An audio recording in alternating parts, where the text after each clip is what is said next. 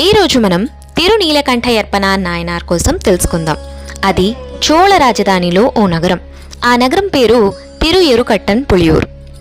అక్కడ ఒక మహా గొప్ప శివభక్తుడు ఉండేవాడు. అతడు వీణ వాయించడంలో గొప్ప దిట్ట. అయితే అతడు తక్కువ కులానికి చెందినవాడు.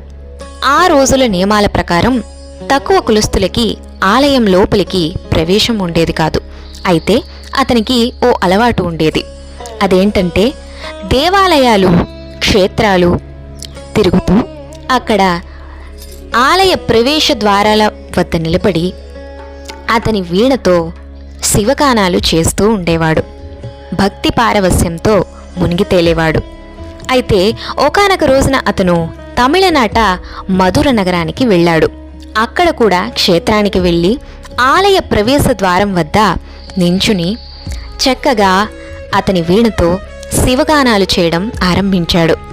పరమాత్ముడు అతని భక్తికి, అతని గానానికి మైమరచిపోయి భక్తుల కలలో వచ్చి అతనికి ఆలయ లోపలి భాగానికి ప్రవేశానికి అనుమతి ఇవ్వమని